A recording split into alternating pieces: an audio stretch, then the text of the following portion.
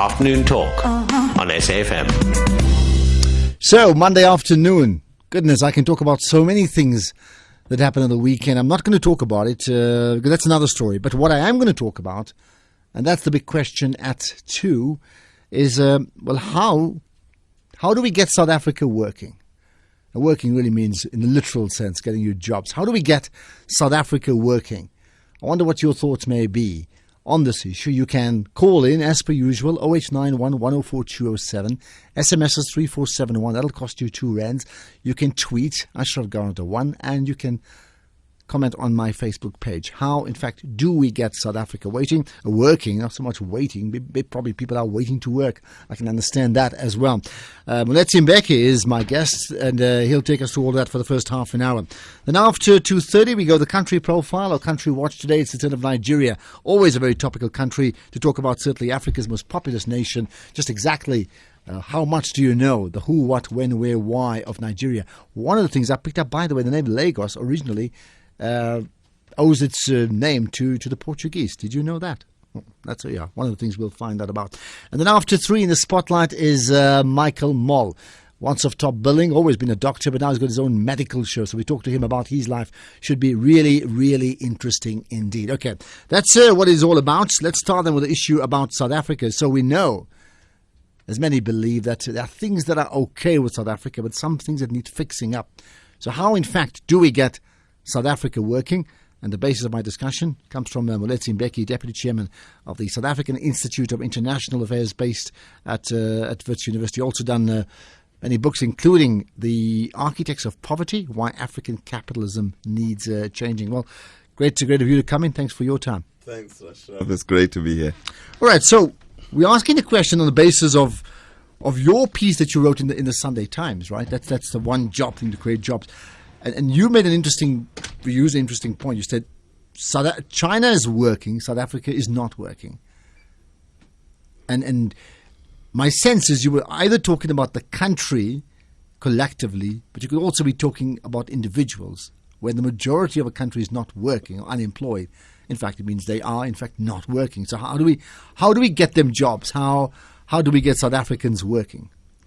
Well, Ashraf, nobody can get a job for other people. No one creates a job for other people. I was reading the other day a biography of one of the most successful entrepreneurs in this country, Herman Mashaba. Mm-hmm. And Herman Mashaba says he went into business not to create jobs.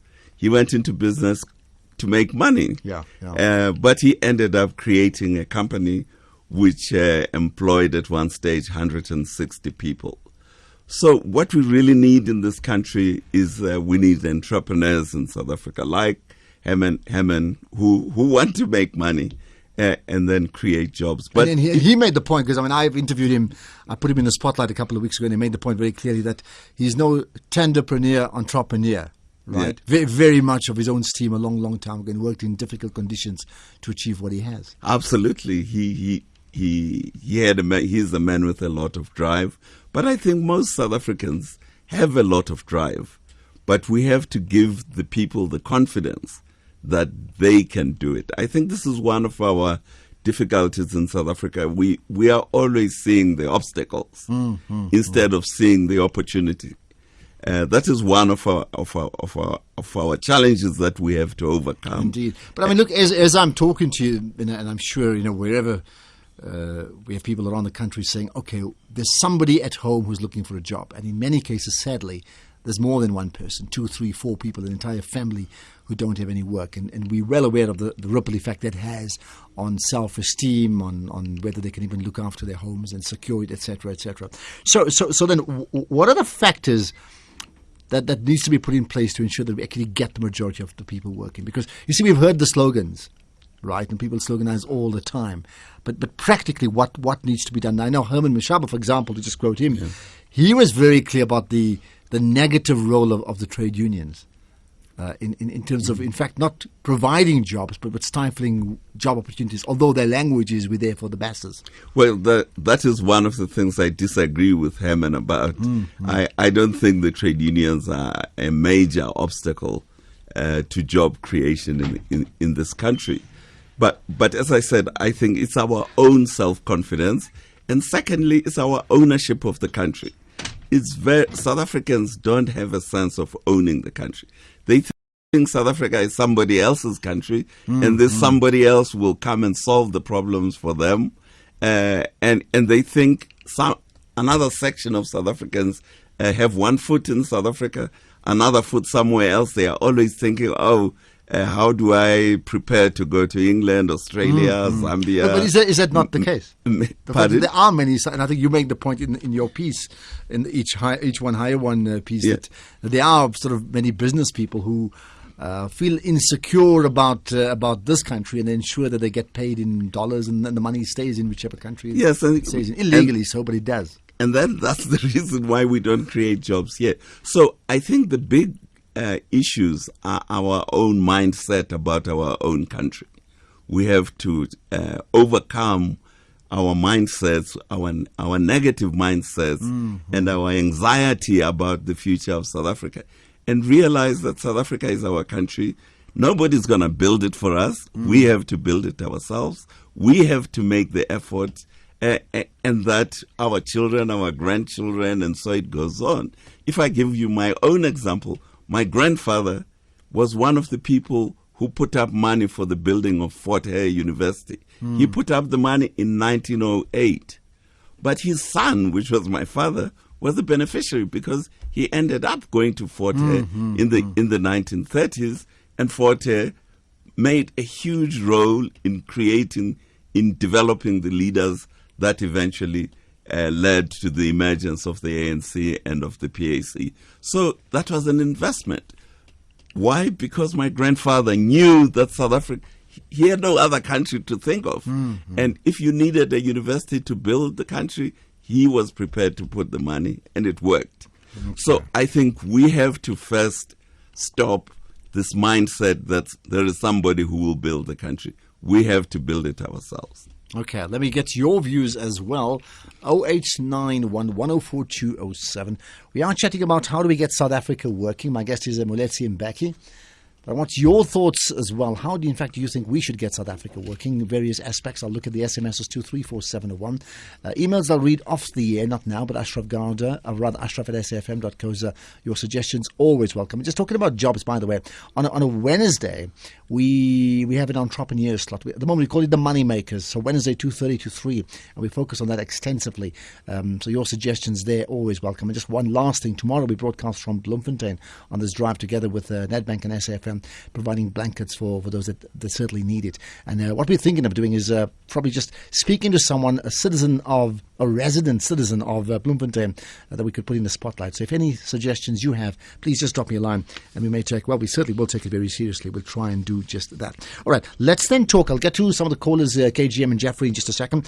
On the issue of business, or what do you think government's doing to create jobs, and what then do you think business is doing or not doing to create jobs? So those two very important components of our society. Okay, let's start with the government. The South African government, instead of creating a predictable environment about property rights, it is creating an unstable environment about property rights. The ANC in particular has in the Freedom Charter, that the banks and the monopoly industries and what have you are going to be nationalized. That's what it's in the Freedom Charter. Now, if I own a bank, am I going to develop my bank when I know that somewhere along the line the government is going to nationalize it? So we need a very clear and a very predictable policy environment. But I mean, on that point, on the issue of nationalisation, certainly senior ministers are not making that sort of statement. The ANC Youth League has done it, and now I see the National Union of Metal Workers picking up that issue. But from an ANC senior point of view, they're not saying that, are they? Well, they are not denying, they are not removing it from the programs of the ANC. You see, when you have unpredictability, then investors are nervous and they don't know, so they invest a little bit, not as much as they would invest. The other thing is that the ANC leadership has to deliver on what it promises to the people. For example, at Polokwane, they said to the ANC members and to the country, they agreed that labor brokers will be gotten rid of. Once the conference finishes, they do the opposite. They decide, no, we will regulate them.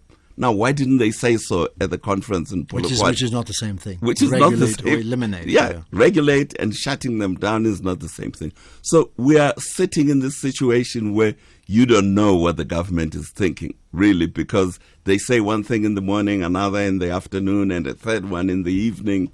So this unpredictability is one of the things that the government is doing. It keeps hanging on to Eskom. Now, it's not the job of government to be a producer. It's the job of the private sector to be a producer. They should sell Eskom off and get the people who are experts in producing electricity to produce electricity and to produce it cheaply. So I will take those two things as predictability of policy and government out of the production system because they don't know how to produce. Now, the uncertainty that the government has created by saying one thing today, another tomorrow, leads the corporations to wait and see because they are not sure whether they are properties and so they're hedging their bets. They're hedging their bets, and what do? It was revealed by the finance minister recently that the corporate sector in South Africa is sitting on R500 billion, which is keeping in the banks and not investing in building new factories, in creating new jobs. Well, would you put your R500 billion if you don't know whether the ANC tomorrow will nationalize your bank? Because its policy still says the banks must be nationalized. Okay, but I want to get to the callers, but I will say this much. Exactly 2 years ago today, South Africa hosted that opening game of the World Cup. So it started 2 years ago. And whatever other misgivings we have, that was supposed to be seen as the ultimate symbol of a country that is working, that is functioning, and that is the support of the entire world. Did that not give business, on the one hand, the confidence to say, hold it, this country is here to stay, it can pull off major things, and therefore forget hedging the bets. This is where we need to be going and putting our money in a big way. It didn't happen? But who was the driver, Ashraf? Who was the driver of the World Cup? It wasn't the South African government. It was FIFA. FIFA, I understand, had 800 project managers in this country driving to make sure that all the infrastructure needed was built. Secondly, South Africa, the construction industry in this country is one of the best in the world. So we have a private sector, construction sector, which is massive, which is very professional. They are the ones who build the stadiums. They are the ones who build the roads. They are the ones who build the hotels to make sure that the World Cup works. So we had FIFA, which knew what its assignment was. It is focused on delivering a World Cup. It had professionals to make sure it happened. Yes, our government contributed a facilitating environment. But at the end of the day, there was no ambiguity like we have. There was no policy ambiguity about the World Cup. FIFA knew what it had to do. Every 4 years it runs the World Cup somewhere. And does it and does well for themselves. So maybe we need to set up another project and then appoint 80 project managers around the country, whatever that project may well be, right? Okay, 0891 104 207. I'm chatting to Moeletsi Mbeki. We're talking about, what do we need to do to get South Africa working? If you think that's ambiguous, well, maybe just take it away you want, because the job certainly will get the country working, and a country working should create jobs either way. Right, let's get to some of the calls. Short and sharp, please. I'll appreciate it. We'll get 3 or 4 in one go and I'll get a response. Jeffrey in Durban, hello. Good afternoon. Thank you. Thank you, Mr. Mbeki, and thank you, Ashraf, for taking the call. I'd just like to say the one thing that really concerns me as a South African is that we have allowed, in the time ANC been in power, we have allowed 500,000 people per annum to stream down the funnel of Africa into South Africa. Yet we have millions and millions of our own people sitting at home with no work. Charity surely begins at home. And I know as a contractor and employer that you can train these people. They are highly trainable. They are hard-working people. They can't get work. How much longer are we going to have 500,000 a year flood into this country, and our president say the government's going to provide 500,000 jobs per annum? What, for whom? That's my question. Okay, thanks for that one there. Right, I'm going to get, as I said, 3-4 calls in one go. KGM in Cape Town, hello. Good afternoon, Ashraf. Good afternoon to Mr. Mbeki. Good afternoon. Afternoon. Ashraf, a quick one. For as long as we're going to be in denial about realistic issues and challenges that are facing us as a country, we're not going to go anywhere. We're going to go like that TV program you have, going nowhere slowly. The basis of our problems is our foundation.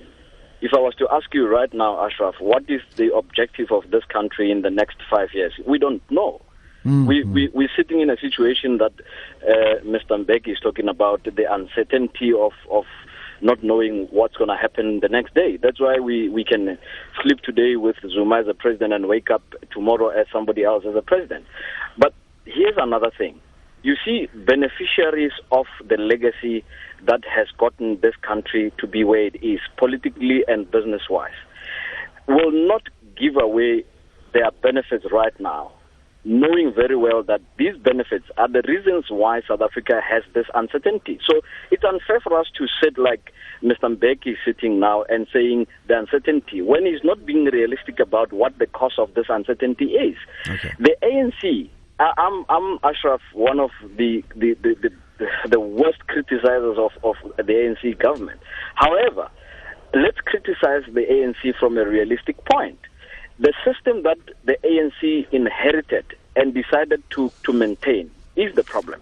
We need to create our own system, not based on what the world is saying, not based on the so-called the global village is saying, based on a South African model to say, as a people, this is what we think we are best at, and this is what we would like to achieve. Okay. And follow on that. Right. Until we do that, I don't see us going anywhere. Okay, KGM, thanks for that one there. We made a note of that. We'll get a response in just a second. Gift in Port Elizabeth, hello. And I, Ashraf, and I to Mr. Mbeki. Look, I think I've got 3 issues that I want to raise quickly. All right, brief, Look, right? I think to me, Mr. Mbeki, I agree with some of the issues that you have raised. And I think one of the critical challenges is the issue of developmentalism and welfareism. Because to me, instead of this welfarist approach that we're using as country, we should have a more developmental approach. For an example, spending less on social transfers and more on job creation and education. But second, also, another argument has been that the problem is not money, but state capacity to spend, with reference to unspent budgets, Mr. Mbeki, and poor payments of the system, despite expenditure comparable with or higher than the other developing countries. But lastly, how can our social security system, our rural development and food security program, small business support and cooperatives help to build sustainable communities and livelihoods? But I think the last is the report on the NPC diagnostic report on 2010, which made it very clear that are we beginning to experience elements of a society in decline as defined by that NPC, and why? Okay, got that gift. Okay, I'll take one last call for now, then I'll pick out some of the other callers just now. Okay, Vusi in Mpumalanga, hello. Hi, Ashraf and Mr. Mbeki. Thank you. Hi. Thank you. Look, the first question I will ask Mr. Mbeki is the standard of higher education in this country. Mm-hmm. Yes, as a young person, I see a very dangerous situation which will happen in the near future. For example, the standard of higher education in this country is falling. Look, the issue of UJ, whereby on the days of registration, a student and his parent passed away. So the second one is, how can this country help in terms of higher education, for example, whereby there are some other provinces which doesn't have a university, but you are being told that the other provinces which already have university, they will building medical universities. That's the first point. The second point, Ashraf, is the issue of communities which are sitting where there is this discovery of platinum, whereby those communities are crumbling, poverty is high, unemployment is high, but those communities doesn't benefit.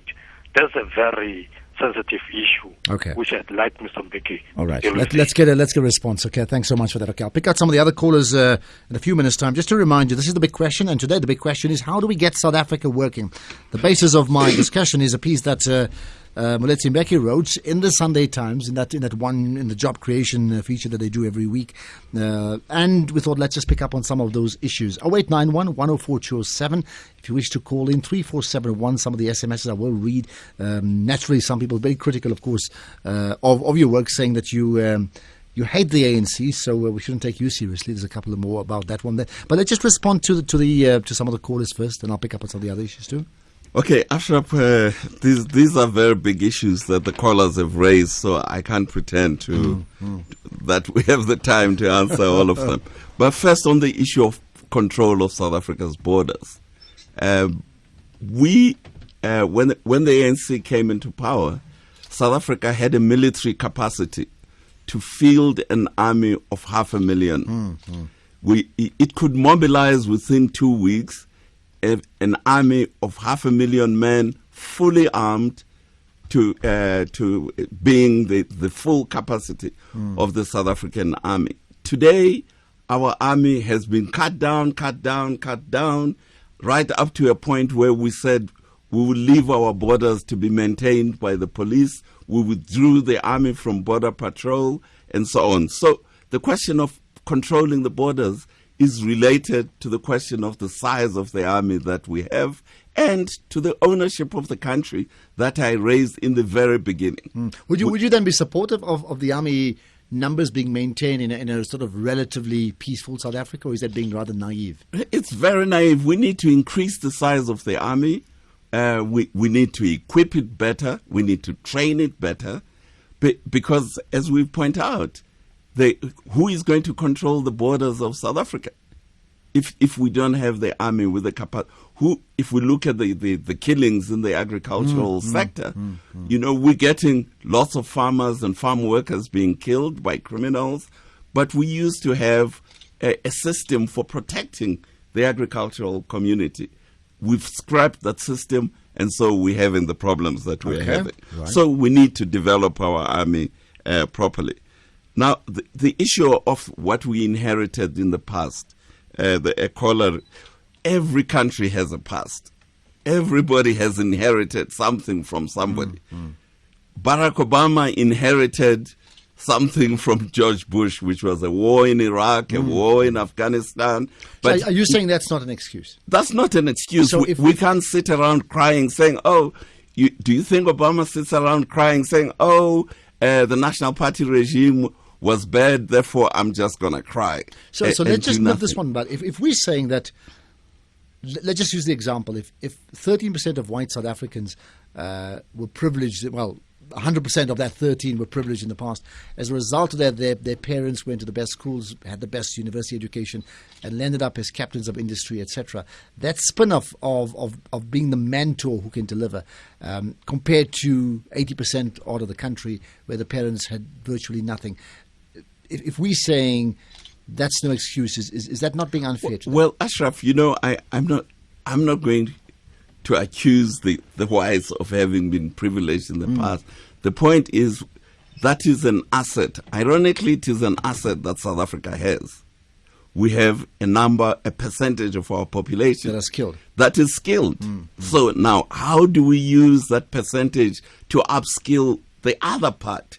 The caller mentioned, for example, one of the callers mentioned the University of Johannesburg. The University of Johannesburg was built by the Afrikaners. We know that. A guy called Gerrit Viljoen built it. But this university is now accommodating a huge number of black students. So that is what I mean by saying this was an asset, and we must use this asset to develop the country instead of moaning and groaning about what happened in the past. Can you imagine where the American army would be in Iraq if all that Obama did was to sit and say, George Bush gave me this sad inheritance. Inheritance. Yes, everybody has an inheritance. Now, the question of our social welfare, we have to manage our social. Every country has a welfare program.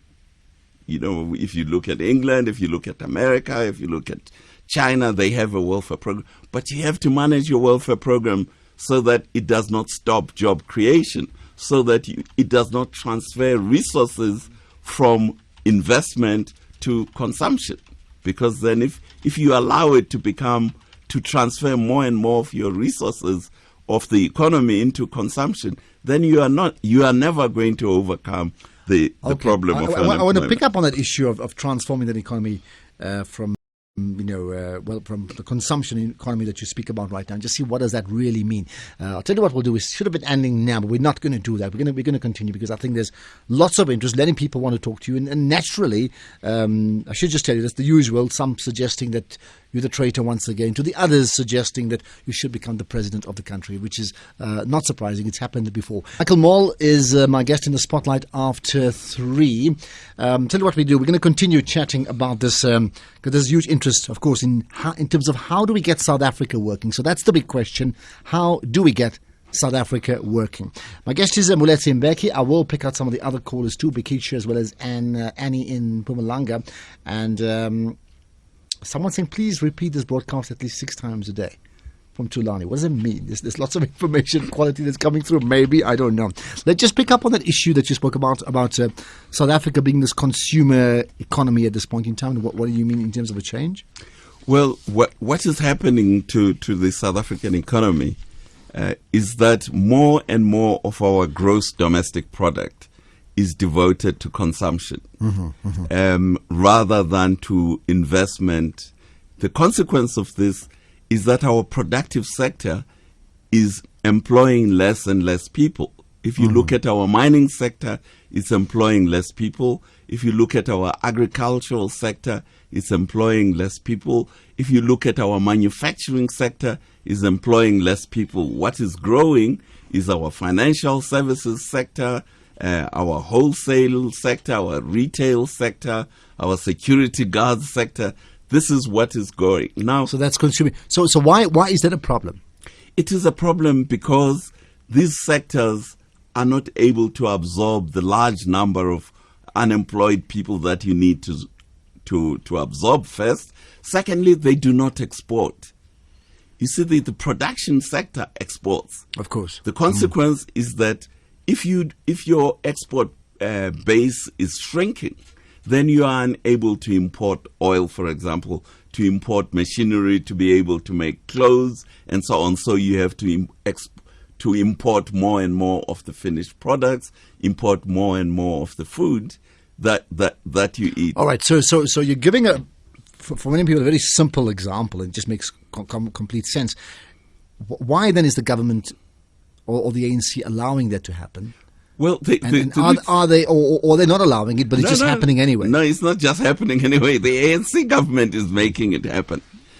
Recently, South Africa was downgraded by the rating agencies. And one of the reasons they gave was, one of the main reasons they gave for downgrade is that the government's budget, most of the government's budget goes into paying salaries for the civil servants and into paying social welfare rather than into servicing the railways, into servicing the roads, into the infrastructure that makes South Africa more productive. That's why we were downgraded by one of the rating agencies. Quickly, because I'll pick up on some of the other points. But how do we change that then? How do we change it? First, we have to deal with the level of salaries that are being paid by the ANC government. Huge amounts of money are paid to civil servants. If you want to be a civil servant, you have to accept that you get security, you get pensions, you get a predictable environment, but the compensation for that is lower salaries. That's what you have to accept. In South Africa, the civil service, especially the upper echelons, the ministers, all these guys get these phenomenal salaries of $1 million plus. If you compare the salary of a civil servant in South Africa to that of a civil servant in China or in India, these guys, our civil service, they are like lords, the way in which they are paid. So we have to change that so that we divert more and more resources. the extra money we would be paying to the civil servants is then used to repair the railways so that we carry our coal, more of our coal. All right, now I would and say so to on. you that that's not likely to happen, keeping in mind the comments you made, I think, in one of the books that you wrote, where you said that civil servant economy or that welfare economy serves the purpose of the ANC. Absolutely. In terms it of does. carrying votes. I mean, the same thing happened with Afrikaner South Africa, where so many people were tied into the civil service that they had to vote for that party because their entire livelihood was dependent on them. True? True, but the point is that if in the process you destroy the economy, the productive economy of the country, then that regime is not going to be sustainable anyway. Okay, I'll pick out some of the other. Let's get to the two callers, then I'll read the SMSs. We're going to continue talking because I think there's enough people saying, please, let's chat about this. How do we get South Africa working with my guest, Moeletsi Mbeki? That's the big question at 2. Right, Bikicha in Cape Town, you've been pretty patient. Thanks for your time. Hi. Horrible.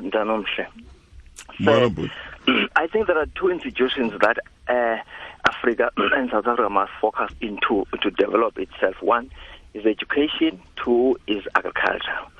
You will remember that the education that was followed before was productive and helpful for our people, but today, there are a lot of problems in terms of, if you look at the curriculum, which has been changed many times, you'll see that it does not benefit our people. So I am saying I think there is a need for everybody here in South Africa, including the academia and scholars, to try and create an environment with the government, so as to discuss, progress into education and changes that have to be taken up.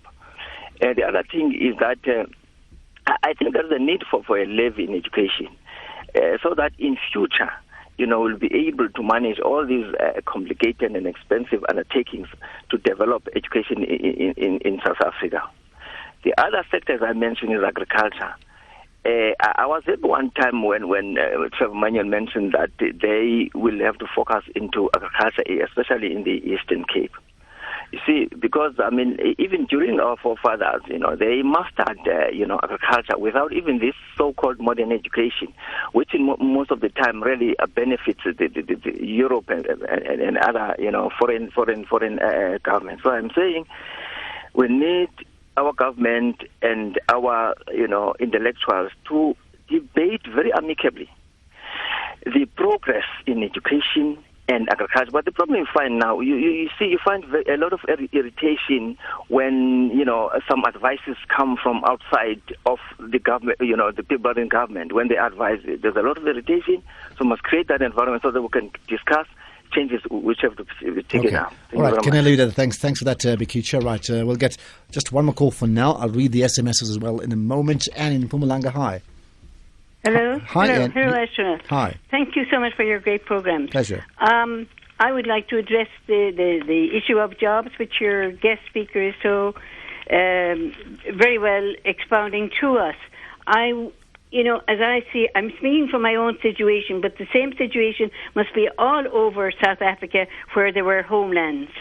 And so my criteria is that there are jobs, but they're not putting the money into it. And I'll give 3 or 4 examples. For example, I'll give them briefly. Example number 1, overcrowded classrooms. We could do with much more teachers. Number 2, long queues. Long queues in the post office, long queues in the banks, long queues. I'm talking about the big supermarkets, the national supermarkets. They won't put people on the tills to get rid of these queues, and it's the same with the other. They seem to think that we are just born to go into queues. And I'm talking about queues that way you wait for half an hour, sometimes an hour on the busy weeks. Another area is light industries, to give the women work to do in the area. There are lots of developments in the mining situation that should be developing the secondary industries such as light industries, and it's not being done. And lastly, which I cry about so often, you've already heard me on it, and that is our road situation. There are jobs for thousands of people if you take all the areas like I'm talking about here, our own homeland here, that was a homeland. There are hundreds of these all over South Africa. And what about the roads? there's jobs for thousands in them. Thank Okay. you. The money must be put into it, of course. Points have been Thank you. made. Thanks for that, Ran. Okay, I'll pick out Sam and Ashanti. We'll cut to you in just a second or two. Just what you want to respond to those calls quickly?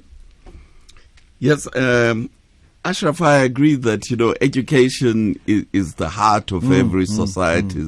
You cannot develop without a functioning education system. And this is a message that needs to be repeated 1,001 times. Is ours not functioning at the moment? It's in your not. opinion? How do you pass your matric with a 30% pass rate? How do you think we could allow that? Let's just think about it for a little. That is what the South African government does. If you pass 3 subjects with 30%, another 2 with some other percent, then you have passed your matric. This is fooling yourself. If you go to countries like China, if you go to countries like Korea, and I have been to all those countries, the children are at school during the school hours. They go home, have their dinner, and they go to another class which the parents pay for, so that their children will be top of the class. We are competitors with the people in Asia. The Asians, you think the Asians would accept a 30% pass rate? This is a fantasy world that our government. So by that is living token, in. Bafana has just won the African Nations Cup. I mean, that's what you're saying. Yeah, But by that type of measurement, yeah, of course, you see. even drawing to Botswana or Yeah, Ethiopia says, that's fantastic. well, we've won the Nations Cup Yes, anyway. yes. So So until we sort out our education system, South Africa is not going to go anywhere. Do you think, however, quickly, that South Africa understands that we ultimately don't compete with each other, but we're competing globally? The point you made. It's not just South Africa being the best in South Africa. That as you and I are talking, somebody else is talking in China or in Mumbai or in Singapore or wherever else, saying, how do we ensure that our country is the number one in the world, and then setting up those building blocks? They're doing that, right? Oh no, they are doing it. I mean, if I was at Harvard University a few months ago, just walking through the university, the number of Chinese students you see at Harvard University. Harvard is one of the top 5 universities in the world. The Chinese are paying an arm and a leg to send their students to go and study there. How many South Africans have been sent by the South African government to go to Harvard, to Oxford, to Stanford? None, as far as I'm aware. So until we realize that we're fooling ourselves and cheating ourselves by saying 30% is a pass mark, well, it fools no one, and it shows up in our results. We are the lowest in maths in the whole of Africa. What sustains South Africa is the private schooling system. We have a huge private schooling system, which is what sustains our economy. It's not what the government. You know what you're saying may be is controversial, because for producing. many people, the private schooling system is this elitist system that must be smashed. It may be elitist, but you and me wouldn't have our egg and bacon in the morning if the private schooling system was not producing the graduates that it produces, who are now managing our private sector companies that puts the food on the table. What about teachers, educators? Well, if your students are going to pass with 30% and then you make them, they go to become teachers, what kind of a teacher are they going to be? I mean, the government itself, by its own evaluation, they have evaluated teachers and found out that teachers in grade 4 could not answer the maths questions for grade 4 who are teaching grade 4 students. Wow. 0891 104 207. Let's just run through some of the SMSs. Moeletsi Mbeki with me. The big question, we're going to continue till 3 o'clock. We should have been speaking about Nigeria, but I think there's a demand that we talk about South Africa now. George saying, brilliant, wish you could be the ANC Secretary General. Government is very irritable to suggestions. Indeed, power corrupts. This is not the ANC we dreamt about during oppression. It comes from Sandile in Durban. The only way of saving South Africa's future is getting rid of cadre deployment, because it has deteriorated to deployment of relatives and friends of the SACP leaders. That comes from Dube, by the way. Zuma was not stopped from going to school by whites, but by tribal elders because of culture, which is why he ran away. From Lindo. Another one saying, Mr. Mbeki rocks, from S. Joubert. Government needs to trust businessmen with integrity and people in all those previous homelands to be given property rights. Please comment from Grant. And another one saying, well, Ashraf, you are interviewing someone who is full of hatred to the leadership of the ANC. Himself, he has nothing to offer. That comes from John in Cape Town. Moeletsi Mbeki is an intellectual, not his brother. Separate issue completely.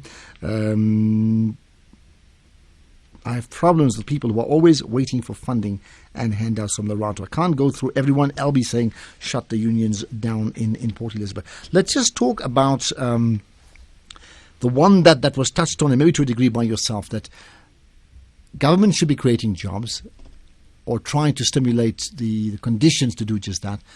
The private sector, which again for many people, is seen as the enemy, because if we throw the lines open to issues of capitalism and communism and socialism, we'll have many people listening to the show who absolutely believes that capitalism has failed this country hopelessly, in any other country, including the USA.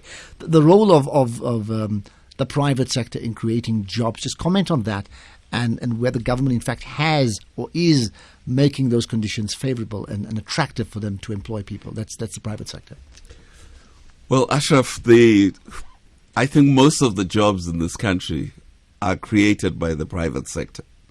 When I talk about the private sector, I mean the guy on the street corner who is selling tomatoes, right up to the mining tycoon, which is mining platinum. That's the huge array of people who are in the private sector. Yes, in South Africa, the capitalist system came to us at the point of a gun. So understandably, the black population in South Africa sees the capitalist system, has a memory of how the capitalist system arrived in this country, with slavery, with genocide against the Khoi and the San, with forced labor and poll tax, hard tax, and migrant labor system, and all the things that we know happened in the past. But it is a complete fallacy to think that the state is going to create jobs in South Africa. The states that tried to create jobs, that took over the job creation function, like the Soviet Union, have collapsed. And that is the reality. I have been to the Soviet Union. I have been to East Germany. Those countries have collapsed. I used to travel with Aeroflot, which was the Soviet airline. Compared to traveling with the Western Airlines, it was pathetic. I only traveled with it because it was very cheap, and the ANC, which I'm alleged to be hating, couldn't afford to pay for the Western Airlines when I was sent on assignment by the ANC. So I had to travel with a Soviet airline. So the reality is that the private sector has demonstrated in what did China do to get the development that it is getting now? Okay, good question. What has it done? It opened the economy to the private sector, and it reduced the role of the state sector in the Chinese economy. Today, the Chinese economy is the public-owned sector of the economy of China is restricted to a few industries like banking, like the strategic industries and so on. But most of the Chinese industries, many of them are private industries, and they are the ones that have been developed in the last 30 years, and that's why China has overcome its poverty. Huge number of formerly poor people are now much better off in China because of the Chinese private sector. You also made a point around the situation of 1994 that the government played a major role in selling off the SA breweries and Anglo-American, because all of them are either sold to Britain or they have offshore interests, and you said government actually did that. Yes, to me it still is amazing, and I still want an explanation from the ANC government on what basis do you take your top 5 companies and hand them over to foreigners. Can you imagine the United States saying, okay, from now on, you, South Africa, you can become the owner of Boeing aircraft manufacturer.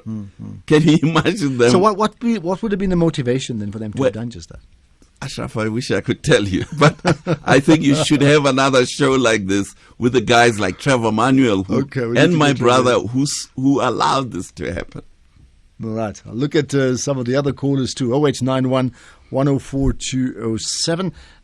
There are some Facebook comments. I'll just pick out some interesting ones. Again, the issue of education. Okay, it's been repeated to a large degree as well. Okay, let's just then look at the issue of then what needs to be done. So if you've given us examples of all the problems we're facing right now, you also made the point about the perennial victim aspect, right? But the projects, you are critical. You describe the Gautrain as a I'm thinking of using the Gautrain tomorrow, by the way, going to the airport. But having said that, you are describing it as a white elephant. So things like this, let's talk about whether it was right to build the infrastructure like the Gautrain. You see, when you build an infrastructure like the Gautrain, you build what is called a mass transit system. Mm-hmm. The Gautrain goes from A to B.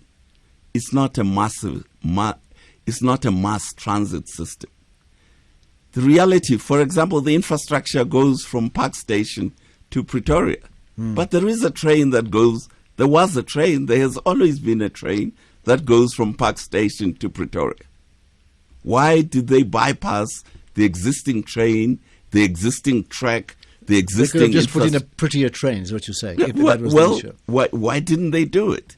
Because they want a luxury train so that the elite that work for government and come up and down live this life of comfort. If we sit in the same train one day, I'm going to have this chat to you about that. Okay, so you're saying that's a mistake? Of course it's a mistake. We need a mass transit system in Gauteng. This is our major industrial belt. We need a mass transit system that covers the whole province and that moves people safely, that moves people to their home, that makes sure they not just transport for the elite to move from the northern suburbs to the airport. It has to move the working, productive population in comfort and in safety and on time. The other thing that two very important issues were raised by one of the callers, the issue of property rights. Yes. South Africa's property rights. Especially the homelands. Especially in the homelands. What are the property rights of the people in the homelands? There are none. Because the land which belongs to the state is managed by the chiefs. Mm-hmm. So the people there don't have ownership of the rights, which is why these areas are so unproductive. But these areas used to be great productive areas in South Africa before the colonialists came here. That's where we used to have the great Zulu kingdom. It was on the eastern side of South Africa, east of the Drakensberg. So they were highly populated areas. They are not productive because of the property rights problems now. And the other issues of cadre deployment, which was also raised. The civil service has to be professional, and it has to be efficient, and it has to deliver the services that the taxpayer pays it to do. I want to ask you, because I think that's a very important one. I want to ask you, however, I need to get to the callers quickly.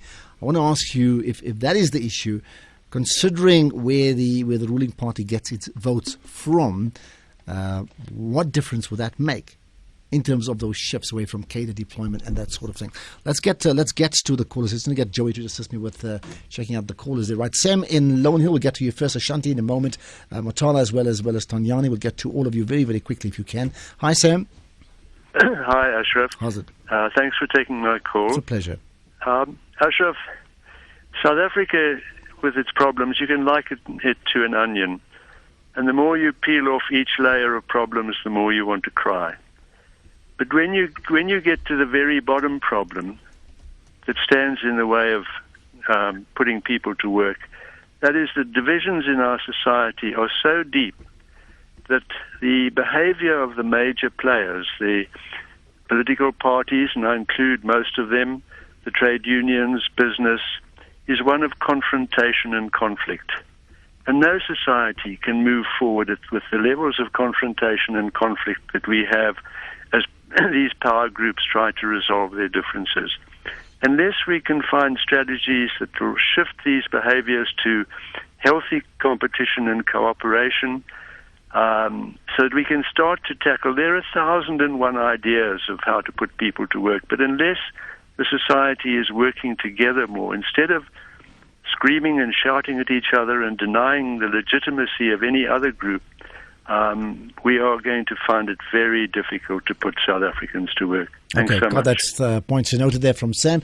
Right, please be brief. I'll sort of ask for one comment each because we just don't have enough time, unfortunately. Ashanti in Durban, hello. Hi, Ashraf. How's it, man? What would be helpful after you've summed up with Mr. Mbeki is for him to give us 3 concrete solutions in how we're going to alleviate poverty, in how we're going to equalize on the classist approach of the economy of South Africa, and his suggestion in what, the echelons of government should be paid. Because if he can clarify that, then some of us will be able to agitate on other levels as to using that kind of suggestions that he's given. Because sometimes he really confuses me. 1 minute it's about the goodness of private schools and private companies, but at the same time we need to, so there's a lot of mixed Ashanti got that. Clarifying. All right, so thanks. Before he leaves, if you give us 3 sound solutions. I'm going to do that. I'm going to do that right away. Thanks so much for that. Right, just 2 quick last 2 callers. I'll take quick ones, please. Tonyani in Polokwane. Hello.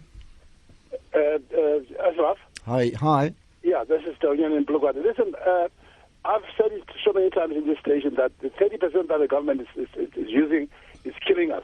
The solution should be most of the monies, instead of consuming it, we should go into apprenticeship. These companies give subsidies to have apprentices because we need tradesmen. We don't need people to go to matric. From your grade 6, go take your level, take a line that is going towards apprenticeship. We'll have more people working than all these concepts. Okay, got that. Tonyani, thanks for that one there. Right, Motala, last call. I'll take just one quick comment, please. Hi. Solve the land problem. China did it because they started off with the land. They gave the people it had the largest number of impoverished people, unemployment. But they gave them the land first. That's how they started. They didn't worry about industry and all that. Once they solved that, then in our case, what is happening, the land is taken away from us. People haven't got the land in the homeland. The land is too small for them to cultivate. They can't work. They can't get jobs. This is the basic problem. As long as the land issue is not solved, we will not solve our problem. All right. Thanks for that, Motala. So if you have a problem, let's pick up on Motala's point and Ashanti, which is 3 solutions. And you've got about a minute to do that. Okay, Ashraf. Well, I don't know if... first, I want to refer to what Sam said, that we in this country have huge divisions and we're always in confrontation to each other. I think I want to remind Sam about the recent hullabaloo about the spear, the painting the spear. There were demonstrations outside the court, and there were demonstrations to the Goodman Gallery, and a call to boycott the city press. This was by one segment of the ANC leadership. Another segment of the ANC leadership, the leader of the ANC Veterans Association, came out and said the spear painting is not a problem for the ANC. He said that is an issue for Jacob Zuma. If Jacob Zuma feels that the painter has defamed him, he should go to court and put a defamation claim against the artist. So you can see that it's not correct to say there is a division between the right and the left of our society. The reality, which is why South Africa, I know, will succeed, is because there are people within the ANC who are sensible. There are people within the ANC who are not sensible, like Gwede Mantashe and the others. But the people who stood up, like the Veterans Association, and said this is a private matter between Jacob Zuma and Brett Murray, they should sort it out themselves. Right, so it's very important to keep this in mind. All right. Now we've got about 20 seconds. Okay, 20 seconds. Well, the issue of apprenticeship has already been raised. I agree with it completely. This is related to the skills and to education. The predictability, and I keep coming back to it, of the policies of the government. The government has to be predictable. It means it has to take a position. It can't keep vacillating from here to there. If they agree at Polokwane that they will get rid of labor brokers, then let them get rid of labor brokers. But if they are saying we will not get rid of labor brokers, then they must fight it out in the ANC conferences so that the whole country knows that they will not get rid of it. What are they getting? Okay, what are they getting right? I'll give you 10 seconds because I have to get to news now. What are they doing right at this point in time? What the South African government is doing right is allowing the private sector to carry on with what it's doing. I know that Asante said that I'm confusing her about the schools, private schools and public schools. The reality is that in the here and now, the private schools give us the high school graduate at a caliber that we need them in order to become engineers, to become accountants, to become let's end on that aspirational. Moeletsi Mbeki, thank you so much for your time. We probably need to get you in the spotlight one of the days in the afternoon after 3, where it's all very chill and we find out exactly your own life story. Which private school did you go to? But don't answer that some other time when we put you in the spotlight. Michael Mall is in the spotlight after 3. Time now for the news. After 3. Time now for the news. After 3. Time now for the news. After 3. Time now for the news. After 3. Time now for the news. After 3. Time now for the news. After